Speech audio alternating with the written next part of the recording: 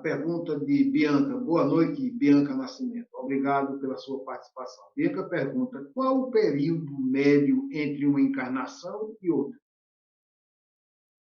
É muito variável. Por exemplo, alguns espíritos levam séculos para voltar ao corpo físico. 100 anos, 200 anos, outros reencarnam com 60, 70, mas é muito pouco tempo, 60, 70 anos, no mundo espiritual. Se 70 anos na vida física é pouco, passa rapidamente, imagine no mundo espiritual. Então é comum você levar, às vezes, 2 séculos, você levar...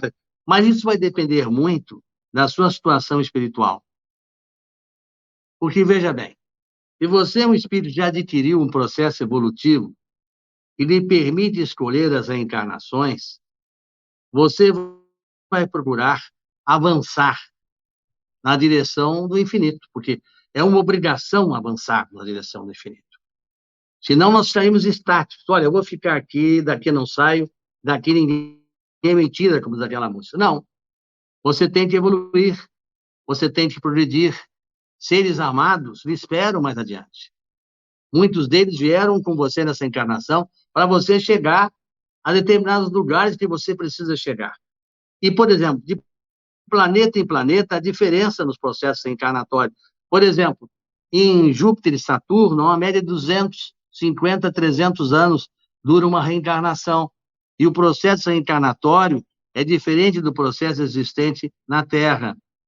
Em espíritos mais evoluídos, em constelações maiores, ela é muito mais dilatada, porque não há mais a necessidade tanta de prover, digamos assim, através das duras provas, a redenção de dívidas imensas. Os espíritos já cumpriram determinadas dívidas e as dívidas são menores, o que lhes permite aproveitar mais tempo na reencarnação e até no próprio seu trabalho espiritual.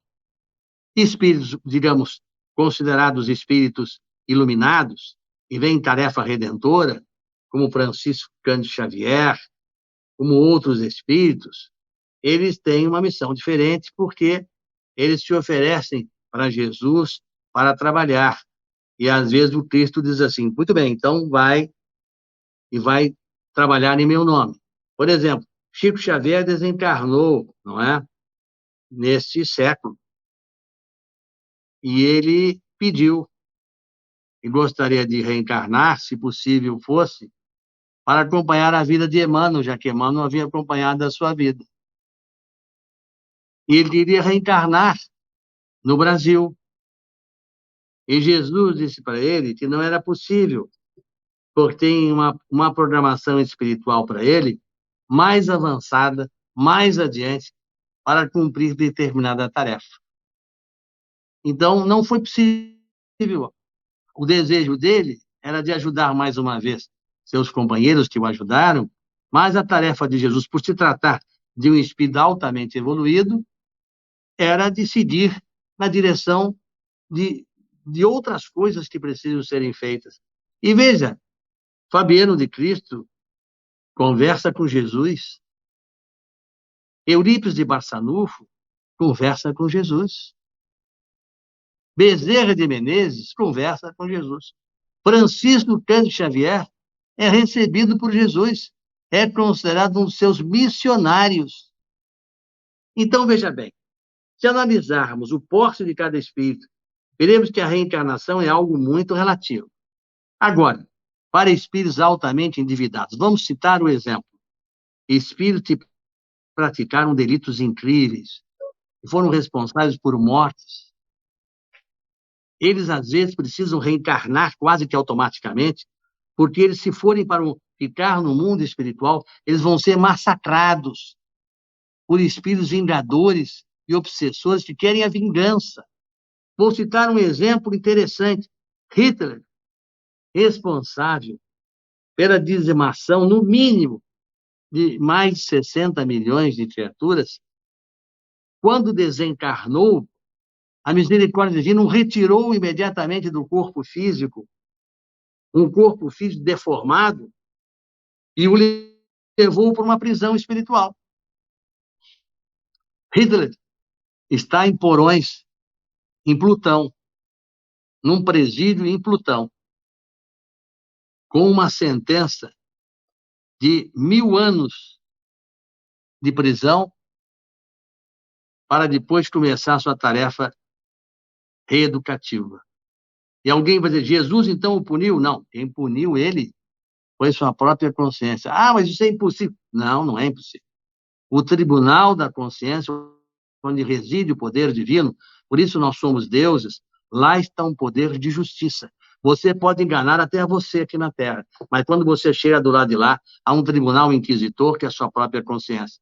Hitler, por exemplo, ele foi punido porque ele saiu tão deformado.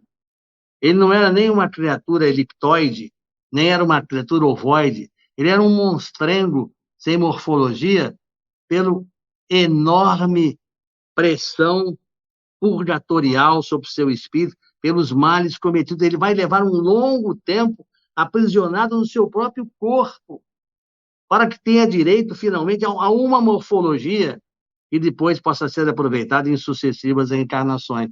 Esse espírito, por exemplo, vai levar, com certeza, uns 2000 anos para conseguir acertar uma morfologia adequada, porque depois ele se adequar ao aspecto morfológico, ele vai começar a reencarnar. Com certeza,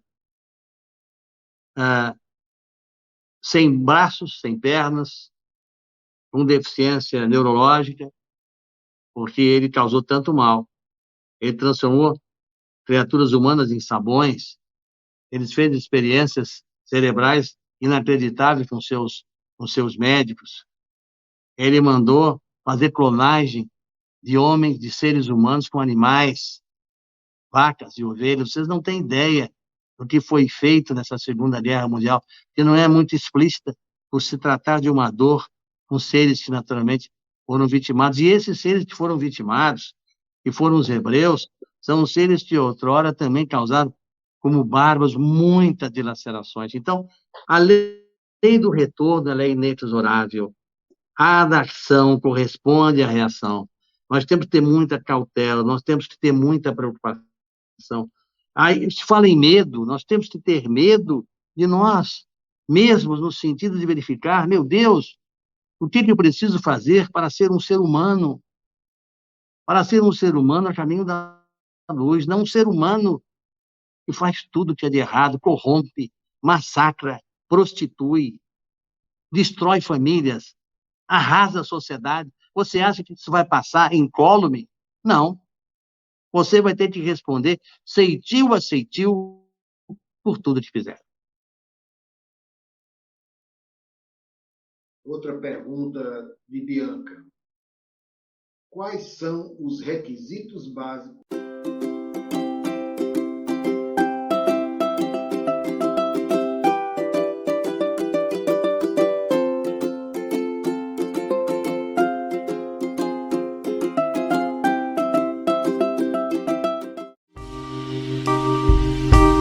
TV Chico Xavier, a sintonia do bem. Acesse tvchicoxavier.com. E nestas voltas eu vou, cantando a canção tão feliz que diz: ai lili, ai lô. Por isso é que sempre contente estou. Ai lili, ai lô.